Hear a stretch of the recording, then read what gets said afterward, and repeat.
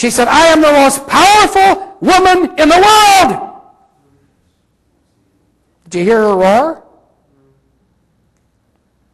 Seek higher! Seek higher! These are the people, where are the demons that were in Hitler? And Goering? And Goebbels? Rudolf Hess? And all the others, where are they now? They're somewhere. They're still around. These people all assumed room temperature. They timed out, but the demons went somewhere else. And all you have to do is watch what they're doing. And what is in this climate bill that did pass the Congress?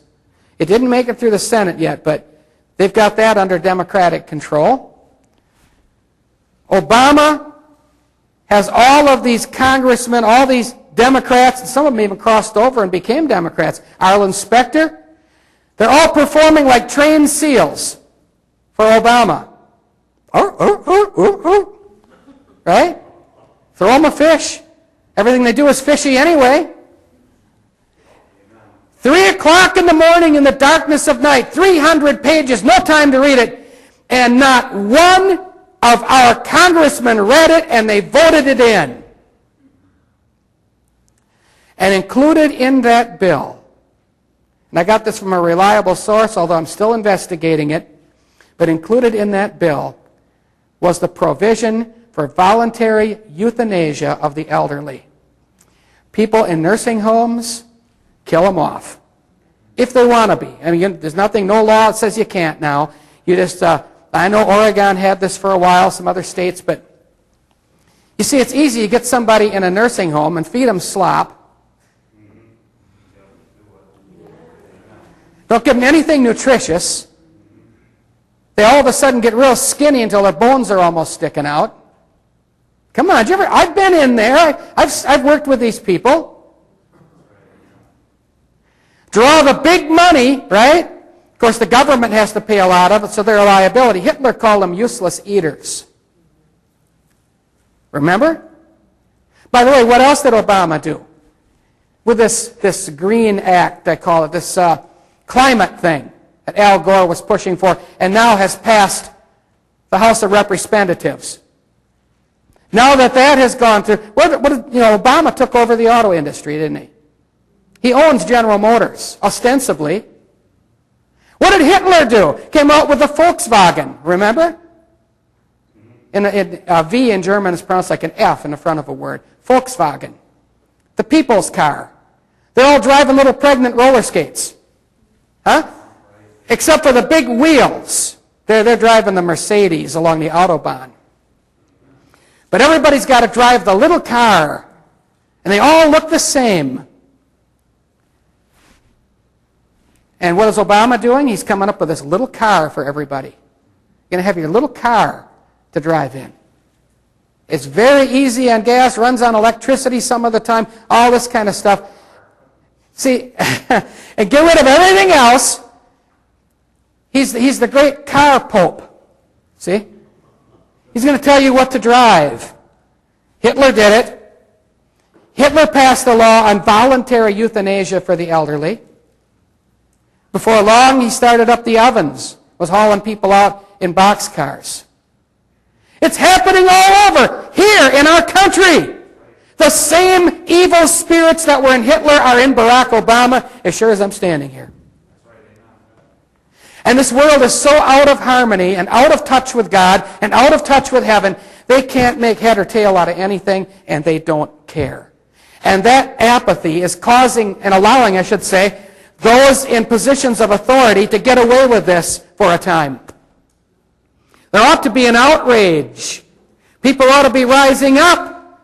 But it's summer. Pretzels and hot dogs and beer and the races and baseball. Give me my 12-pack and my box of pretzels and the Milwaukee Brewers and everything's well. Summerfest, Devil Fest.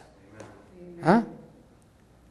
Down by the lakefront there, beer tent after beer tent after beer tent after beer tent.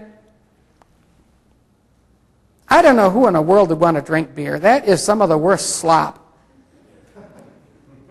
that was ever concocted. You've got to be awful thirsty to drink beer. You'd have to be at your last leg. I'm telling you. It's awful tasting. And you know, I tell people this sometimes, you know, over there in Milwaukee, they found this to be true. The Joseph Schlitz Brewing Company years ago, they were checking out they go in and they clean out the vats every so often, major sanitation, you know, and they have these filters, and this is true of all the breweries. They have these filters there, and they cannot control the rats and the mice because they love that malt and that grain.